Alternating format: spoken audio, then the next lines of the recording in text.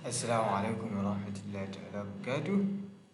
Zaradin da aka fi sani da Cam from Kamakin Navigators. Na yi wannan bidiyon ne so da na ɗan ƙara ɗan sharhi akan abin da za mu ke yi ko kuma abin da za mu koyar akan YouTube channel ɗin.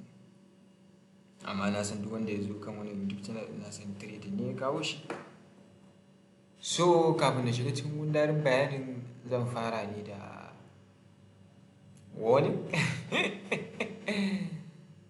Zan fara ne da warning. I'll try my best to warn you. I want everyone duk wanda ya zo ya shigo harkar trading ko kuma yake jin ana yin trading idan ka san kana da wata sana'a wacce kake leburancinka kake samun kuɗinka, to ina baka shawara ka riƙe ta ka yi tu'ammali da ita har Allah ya sa maka mafita. Saboda trading is a very very bad business. Yana da haɗari. Nasarar ta ce kawai take da kyau, kuma waɗanda suka yi nasara a ciki su ne kawai da yawan lokuta ake gani, amma tana da jahilin wahala kuma da akwai financial situation da yawa mutum da zai shiga idan ya shiga wannan sabgar. Kakka ce bai wani in ka ba na ya tarere ka na jawo ka zuwa duniya da za ka sha wahala, kuma kakka ce ba a faɗi maka ba. Da haka it comes with a clear warning what trading is and abin da za mu ke koyarwa. Na ka sani cewa da akwai matsalolin psychology, kuma sannan kuɗinka zai iya shiga cikin annoba inda ka za su iya ƙonewa. Yes, za ka ji mutane sun yi nasara, sah, da akwai wanda suka yi nasara. Amma ka sani ko a cikin inda kake tunani a cikin social media sun yi nasara da harkar trading da yawan lokuta ba trading ne ya sa musu kuɗi ba, ƙarya suke. It is a warning nake baka. Idan wannan first step ka ne cikin harkar trading, ina baka shawari idan kana da wata business da za ta sama maka kuɗi, ka je ka dangana ka ci gaba da rayuwarka. If you are trying to learn saboda ka kai wani matsayi na kuɗi, kuma kana tunanin za ka yi amfani da wannan ilimin da za mu bayar ba domin trading ba, ba don day trading ba, kana so ka yi amfani da shi ne wajen harkar investment, muna tunanin abin da za mu bayar zai taimake ka a duniyarka ta trading. Amma ba a shawarce ga waɗanda suke da kuɗi masu arziki a cikin ku kenan. Amma kai idan ka san kai lebur ne, ɗan ƙwadago ne kai, kana da wata 'yan guntun kuɗinka, zan baka shawara ka je ka riƙe sana'a ka ci gaba da yi, ka shigo cikin trading. Amma waɗanda tsotsayi da kaddara da ƙara arzikinsu ko kuma da sa'a ya gangaro kansu ya tun kuɗi, to mu je zuwa Allah ya ba ku sa'a. Abin da za mu ke koyarwa a price action za mu ke koyarwa, kuma za mu yi amfani da platforms in forex wajen mu ga mun koyar da price action. Mahallin shahid da yawan lokuta abin da za mu koyar kenan price action.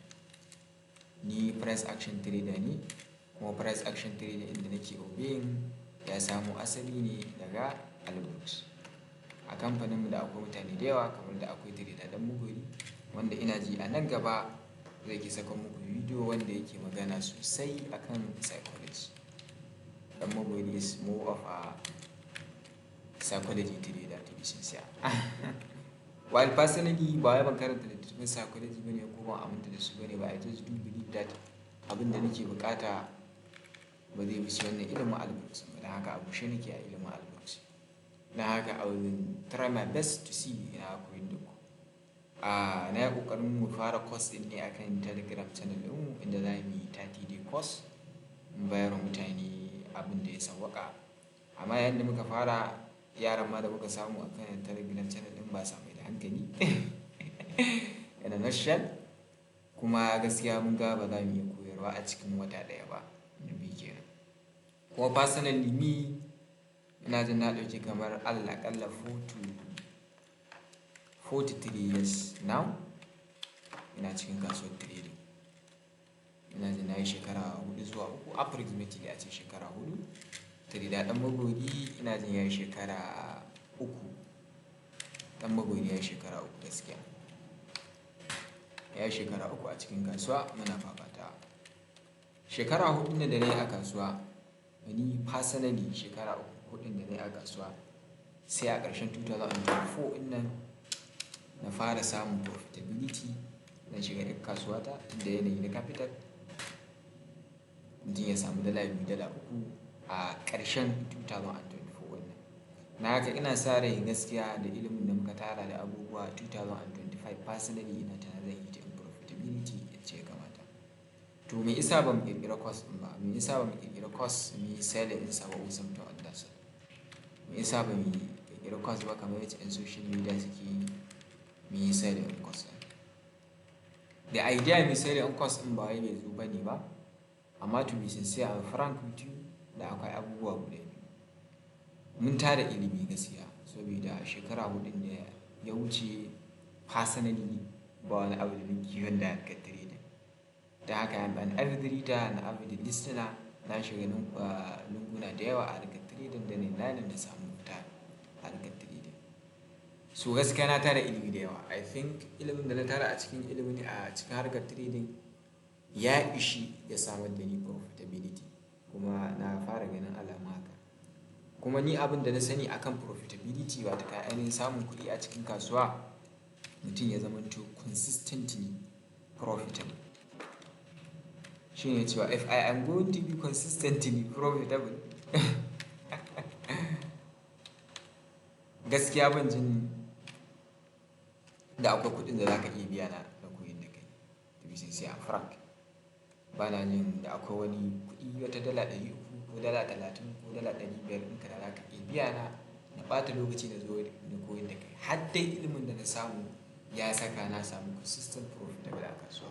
Kuma haka gaskiya ina tunanin 2025 personally I'm going to hit wannan matsayin da nake tunani. To is either ilimin da nake da shi ya bani consistent profitable one, ko kuma bai bani wannan consistent profitability ba. Idan ilimi na bai bani consistent profitability ba, tunda ni gaskiya I go by aikatau. If I can do it I can teach, if I cannot do it I'm not going to teach. Da haka ba yacce za a yi na zo na ce maka ka bani kuɗi in koya maka wani abu wanda ni bai sama min kuɗi ba. To shi ne. Da haka if I become consistently profitable, kuɗi da muke tunani za mu samu is a tool a wajenmu, not a goal. Ba ita ce burin ba. Za mu same shi ne kuma insha Allah za mu yi amfani da shi ta hanyar da ya dace da mu cimma wa'yansu manufofinmu. So da haka ita ce key start in our journey insha Allah. Da haka nan 2025, tunda it is going to be a bridge, a beginning, da muke tunani we are going to be profitable, ba za mu samu dama sosai da za mu zo mu ci za mu ƙirƙiri course har mu managing ba, mu ke koyar da ku da kuɗi ko babu kuɗi ko kyauta. Da haka ne mu ba za mu iya running mentorship program ba. Ban sani ba nan gaba ko sauran abokai na traders wanda suke cikin kan market nan biyu ko za su iya running mentorship program. Amma personally from my side ba zan iya mentorship program ba. To amma ilimin da nake da shi still I want to teach. To shi ne nake tunanin zan yi recording videos daga ƙarshen 2024 kenan, da sai beginning of 2025 zuwa ƙarshen 2025, inda nake tunanin aƙalla zan saki bidiyoyi kamar 300 zuwa 400. Dukkan wani ilimi da na tara for the past 4 years insha Allahu zan samu na saka shi akan online platform mu na YouTube, wanda duk wanda yake so ya shigo cikin duniyar YouTube ɗin nan, duniyar trading ɗin nan, ya samu ya amfana da abin da zai amfana. Na san saboda yanayi na yare ko mutanenmu da yawa, ko da na ce musu ilimin trading is free, ba lallai su je su iya samuwa ba. Da haka nan I want to be one of the free platforms da mutum da yaren Hausa insha Allah zai koyi abubuwa daga farko zuwa ƙarshe na harkar trading. Da haka abin da zan koyar, kowane abu da zan faɗa, ina jin ya samu tushe ne daga ilimin Alburks insha Allah. Da haka idan kai kana jin turanci ka je ka nemi course ɗinsa ko ka je ka nemo littattafansa. We give an advice, ka je ka nemi course ɗinsa. Wannan shine Alburks, Albert Brooks, shine wanda muka karanta littattafansa kuma muka yi video courses ɗinsa video courses ɗinsa online ba za su wuce dala 400 ba, ban san nawa ne kuɗin littattafansa, amma personally ni na fi jin daɗin littattafansa. Da haka je ka karanta littafinsa. Yana da littattafai guda 4, da akwai trading price action trends, da akwai trading ranges, da akwai reversal, da akwai price action ba wannan shi littafinsa na farko.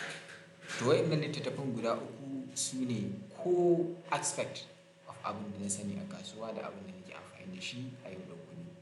Da hakan nan ya ce ya bi salo na koyarwa, mu ma za mu yi ƙoƙari mu ɗabbaka mu salon da ya bi ya koyar a cikin littattafan nan mu ma mu koyi.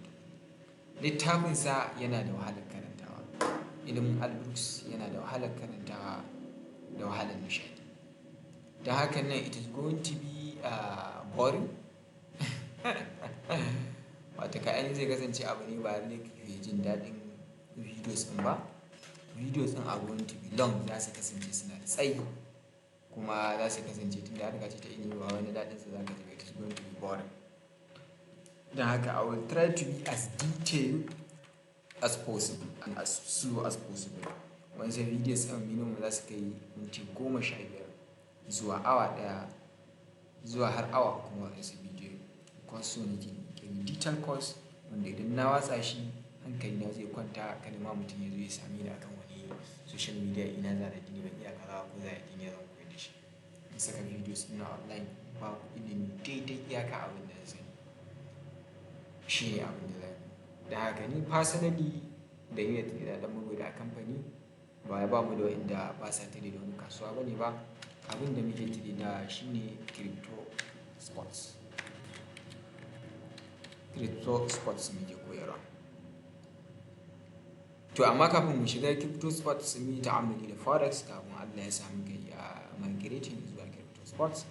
Kuma gaskiya shi duniyar forex ya fi bayar da infrastructure inda mutum zai koya, da mutum zai lani.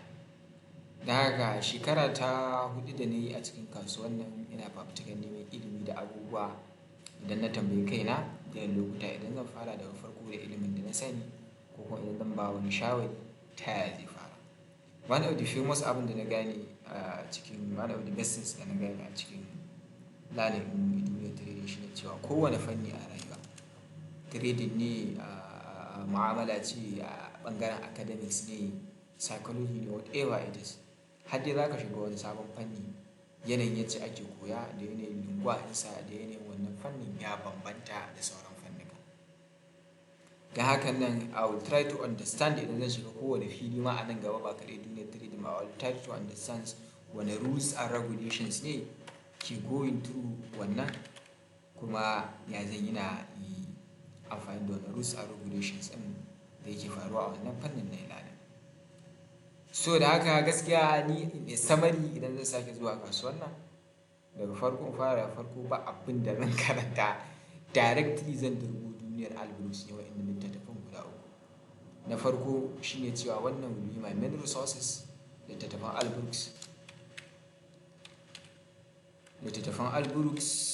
shi zan nema na farko, sannan kuma zan zaɓi a duniyar da nake trading su da akwai stock, da akwai futures, da akwai options, da akwai perpetual, da akwai spinning.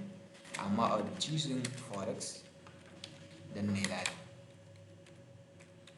To amma beginner ba zai iya amfani da littafin Alburus ba gaskiya, sai ya fara samun background. Dan haka tunda ni personally zan zaɓi forex ne, aƙalla zan nemi littafi wanda zai ke min bayani akan background of forex. Zan nemi currency for dummies, wannan littafi ne zan nema. Kuma sannan bayan na nemi currency for dummies, zan nemi littattafai guda 2 a harkar technical analysis. Zan karanta littafin Stiglitz na littafinsa guda 2 ko candlestick a bidiyo na baya da ka kalla za ka gane magana akan littattafansa guda 2, candlestick da beyond the candlestick. Sannan zan karanta littafin John Murphy ya rubuta wani littafi ina jin technical analysis. It is one of the most basic books akan wannan. Za mu samu littafinsa John Murphy, yawa ga shi wannan littafin technical analysis of the financial markets. Don haka waɗannan littattafan guda uku zan fara nema. Na farko littafin Al Brooks, na farko littafin Stevenson guda biyu, sannan sai littafin John Murphy nan na ƙarshe, sannan sai Currency for Dummies. Currency for Dummies zai bani background akan duniyar forex, sannan Stevenson littattafansa guda biyu, Candlestick da Beyond the Candlestick, za su bani background a harkar candle. John Murphy kuma zai bani background akan technical analysis. To wa'annan guda uku za su bani background ɗin da zan iya zuwa na fara tu'ammuli da littafin Al Brooks. Ni ina tunanin personally da a ce na samu mentor da ya nuna min wannan hanyar, da insha Allah zan rage tafiya ta ba za ta kai shekara 4 ba da na yi a cikin kasuwa. Probably it will be summarized in 1.5 to 2 years. Ka jafa na samu resources still, ban je na sha wahala na yi bulayi na scammers ba na online na ƙasar Turai da na Najeriya wanda ba abin da suka sani sai dai su faɗa ba su iya trading ba. Ban ma bi wa'annan ba. No, na samu wanda ya nuna ma hanyar zan je Allah ne. It is still going to take me an average of 2 years kafin na zama to profitable trader. Da haka idan kai wannan layin kake so ka ɗauka, to zan baka shawari ka ɗauki kasuwar da za ka yi tu'ammuli da shi. Choose a market first. Zan so ka ɗauki market ɗin da za a iya selling a yi buying. Do it might not be halal to sell in stock market. Insha Allah wannan gaba zan iya magana akan shorting da yace ake shorting a cikin kasuwar stock. Amma zan so ka samu market ɗin da ake selling a yi buying, yace ba za ka zama tuyi a buy yes ba, ya kasance kawai kai buy kake gani akan kowace kasuwa don ka shiga kamar crypto sports. Ta yasa ba zan yi amfani da crypto sports a matsayin abin da zai foundation ba. Da na zaɓi kasuwar da zan yi lanin, kamar na zaɓi forex, zan je in nemi littafi wanda zai nuna min background ba ta kayanin kamar Currency for Dummies.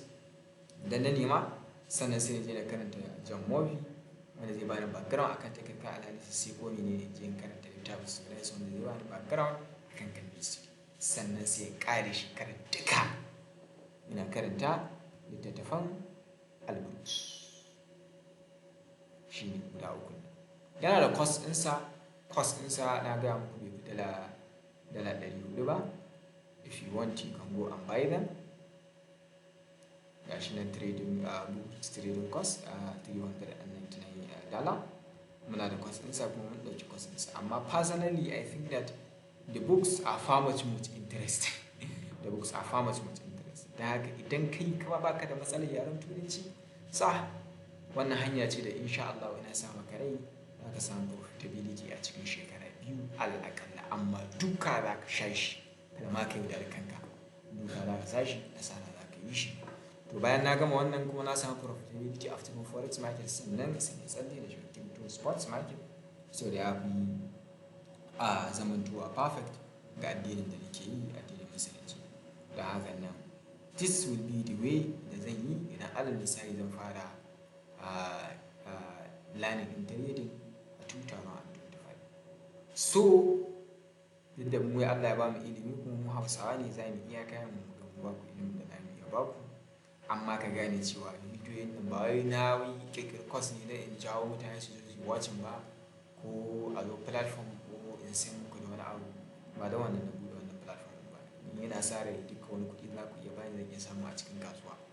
Ko da YouTube channel ɗin ya zo ya kai wani matsayi da ana samun kuɗi, I don't think at that time I will be needing that kind of money because I'm going to be profitable insha Allah.